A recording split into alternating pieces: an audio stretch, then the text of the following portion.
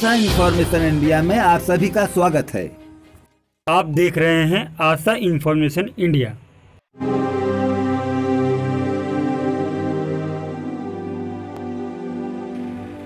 घर गांव को छोड़कर, ममता के छांव को छोड़कर रोजी रोटी के लिए शहर के हो गए थे, मगर कुदरत ने ऐसा कहर बरपाया कि भुला दिए वो जो मददगार बन रहे थे।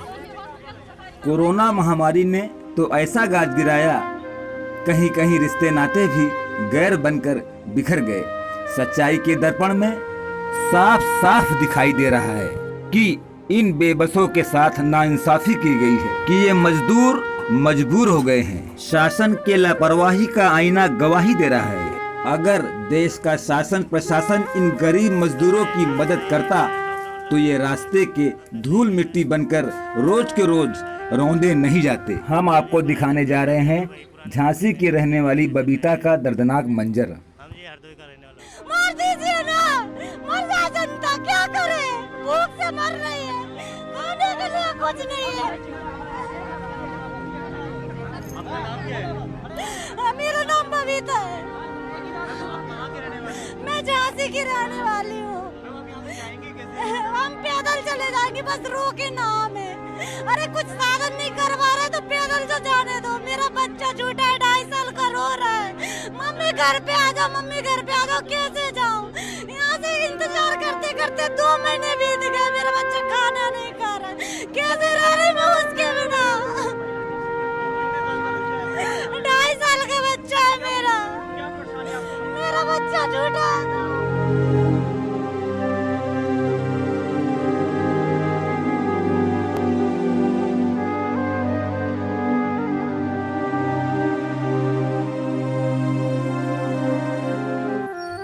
सरकार की अनदेखी से इन बच्चों का क्या हाल है देखिए, देखा नहीं जाता। हो सकता है आपसे भी न देखा जा रहा हो। कोरोना महामारी इंसानों पर पहाड़ बनकर बराबर टूट ही रहा है। मासूम बच्चा सड़क के किनारे सो रहा है, सिरहाने इनके घर वालों ने पत्थर लगा दिया है। तकिया की जगह पत्थर ही तकिया बना हुआ है।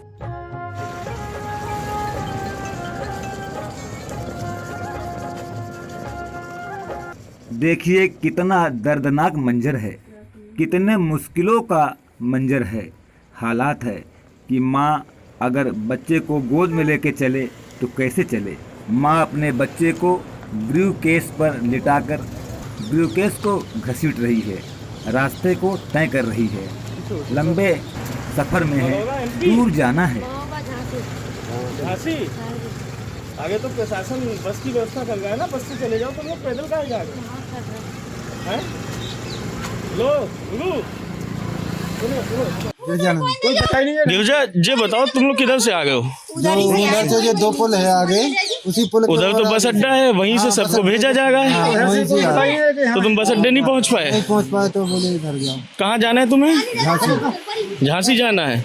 प्रशासन व्यवस्था कर रहा है बसों की, तुम लोगों को जानकारी नहीं है?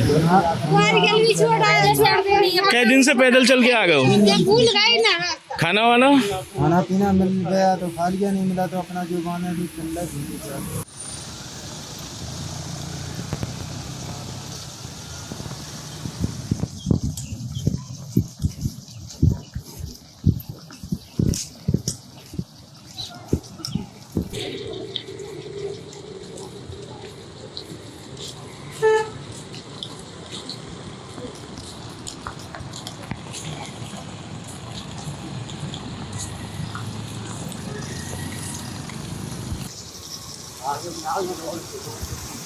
आगे रुकिए जगह। क्यों, कहाँ से आ गई है तुम लोग? बहुत दूर से आ गई। आगे कहाँ से? पंजाब से। पंजाब से ऐसे ही पैदल आ गई हो? कहाँ जाना है? मगौरा MP? झांसी। आगे तो प्रशासन बस की व्यवस्था कर रहा है ना, बस से चले जाओ। तुम लोग पैदल कहाँ जा रहे हो? हैं?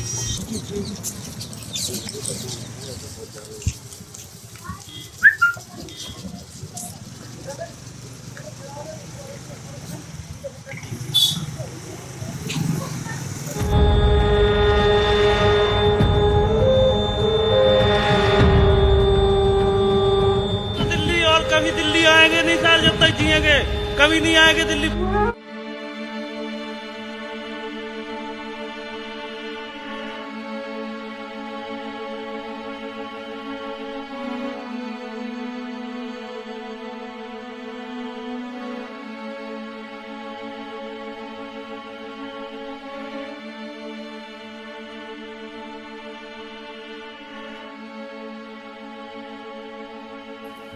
मैं चीफ एडिटर आशिक इनायत आप सबको बताना चाहता हूं कि ममता की नज़र से इस सीन को देखें। कितनी पीड़ा भरी यह सीन है। कैसे लोग अपना घर द्वार घर बार छोड़कर यहाँ बैठे हुए हैं। कमाने आए थे, गंवा के बैठ गए, घर जाने को तैयार है, जाने को नहीं मिल रहा है। कितने बेबस हैं ये मजदूर। लॉकडाउन में घर में रहते हुए दाने दाने को मजबूर, दाने दाने को परेशान, बेचारे जाएं तो कहाँ जाएं।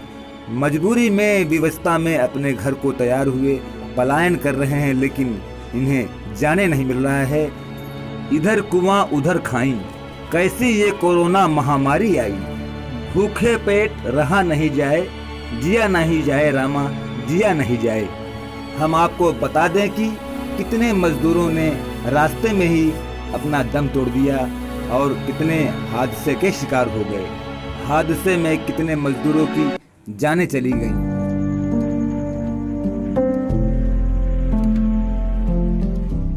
माना कोरोना वायरस को लेकर पूरे देश में लॉकडाउन है। पीएम मोदी ने सभी से अपील की है कि वो अपने घरों से ना निकलें और घर में ही रहें। लेकिन पीएम मोदी ने ये कभी नहीं कहा कि आप घर वालों का ध्यान न रखें। खबर चंदौली से है, जहां कोरोना का डर इतना है लोगों में कि उन्होंने अपने सगे बेटे के अंतिम दर्शन तक नहीं किए।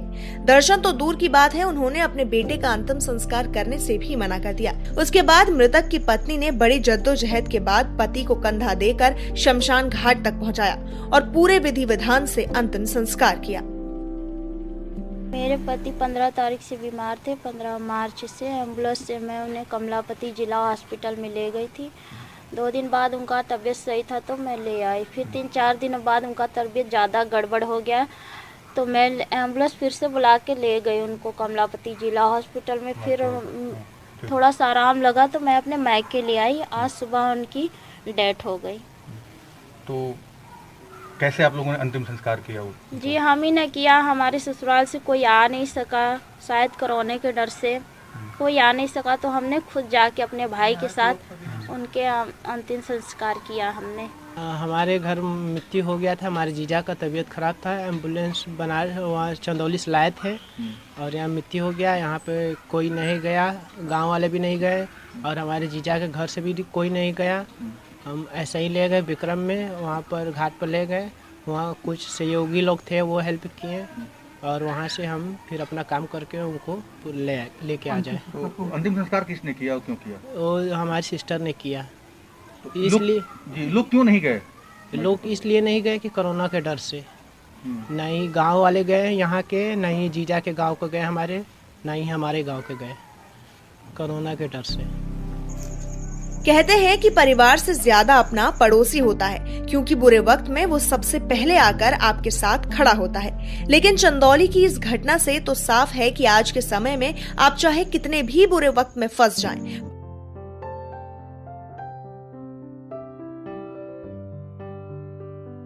सड़क पर है गरीब, बुरे हैं हालात, भूखे रहकर कर रहे गुजारा, कौन सुनेगा बात। जेब में नहीं किराया, अब कैसे जाएं अपने घर। हमारे हालात को देखकर किसी पर नहीं होता असर। एक तो हालात खराब है, ऊपर से भूखे पेट रहकर जिंदगी जीना बड़ा मुश्किल है। तस्वीरें यूपी के गोरखपुर की हैं, जहां पर ये लोग इस उम्मीद में बैठे हैं कि कोई काम मिल जाए तो अपने घर पहुंच जाए। वो कहाँ कोई मदद मिला है? आज तक 1 रुपए का मदद नहीं मिला हम लोगों को। मदद मिलता अगर जो हम लोग तो मान लीजिए इसमें ऐसा लगा हुआ है शासन, इसमें हम लोग क्यों दौड़ करके यहाँ पे आते। जो भी कुछ मिलता हम लोग को खाने पीने का व्यवस्था मिलता तो हम लोग घर छोड़ करके, सरकार यही कह रही है कि घर में रहिए, घर में रह करके मिट्टी नहीं ना खाएंगे हम लोग, राशन रहेगा तभी हम लोग खाएंगे। 2 दिन से तो आलू उबाल करके हम लोग खा करके अभी यहाँ पे ड्यूटी करने के लिए आ रहे हैं, लग जाए तो अपना कुछ दाल पानी हो। सड़क पर किसी मदद की उम्मीद में बैठे इन लोगों का कहना है कि घर पर कैसे रहे, घर पर रहेंगे तो क्या मिट्टी खाएंगे। 25-30 दिन हो गया, एक दिन काम नहीं लगा, परेशान है हम लोग, क्या करें, घर दूर है, जा नहीं पा रहे हैं, इसी में परेशान है। काम धाम कुछ दिन 2 दिन मिल जाए तभी हम लोग कमा भाग जाएंगे, कोई है नहीं यहाँ पर, क्या किया जाए, इधर उधर भटक रहे हैं हम लोग। आपको बता दें कि लॉकडाउन लगने के बाद से देश के हालात खराब हैं। लोगों के काम धंधे बंद हो गए, लोगों के पास खाने के लिए कुछ नहीं है, तो ऐसे में ये लोग करें तो क्या करें। अब तो बस आंसुओं से भरी आंखों में उम्मीदें ही बची हैं। कोरोना के खिलाफ जंग में कई सितारे सामने आ रहे हैं, जिससे जो मदद हो पा रही है वो उस तरीके से लोगों की मदद कर रहा है। राशन बांटने से लेकर पैसे बांटने तक और खाना पहुंचाने से लेकर दूसरी सुविधाओं तक कई सारों ने आगे आकर मदद की है। इसी सिलसिले में सोनू सूद ने भी प्रवासी मजदूरों की मदद की। पहले जुहू स्थित अपना 6 मंजिला होटल शिव सागर को डॉक्टरों, नर्सों व अन्य स्वास्थ्य कर्मियों को सेवा के लिए उपलब्ध कराना और रोजाना हजारों बेसहारा और गरीब लोगों को खाना खिलाने के बाद अभिनेता सोनू सूद ने अब प्रवासी मजदूरों की ओर मदद का हाथ बढ़ाया है। सोनू सूद ने आज मुंबई से सटे ठाणे इलाके में प्रवासी मजदूरों से भरी 10 बसों को कर्नाटक के गुलबर्गा इलाके के लिए रवाना किया। उल्लेखनीय है कि सोनू सूद ने 10 बसों के जरिए गुलबर्गा भिजवाए गए 350 मजदूरों के जाने का खर्च भी खुद ही उठाया। प्रत्येक बस के लिए 80,000 रुपए के हिसाब से सोनू सूद ने 8 लाख रुपए की रकम खुद चुकाई है। इसके अलावा उन्होंने सभी प्रवासियों के गंतव्य तक पहुंचने तक उनके खाने पीने का इंतजाम भी खुद ही किया। बता दें कि इन सभी बसों के रवाना होते वक्त सोनू सूद खुद मौके पर मौजूद थे। उल्लेखनीय है कि देश भर से प्रवासी मजदूरों का अपने अपने गांव की ओर पैदल मार्च जारी है। ऐसे में अब केंद्र सरकार समेत कई राज्यों ने ट्रेनों और बसों के जरिए इन मजदूरों को एक जगह से दूसरी जगहों पर जाने की इजाजत दे दी है। 1000 लोगों की मृत्यु हो चुकी है। इससे पहले सलमान खान भी अपने राधे फिल्म की शूटिंग में हुए ट्रकों का इस्तेमाल गरीबों को खाना पहुंचाने के लिए कर चुके हैं। कोरोना की जंग में जिस हिसाब से ये सितारे आगे आ रहे हैं और लोगों की मदद कर रहे हैं, उससे तो यही लगता है कि कोरोना से हम जंग जरूर जीतेंगे।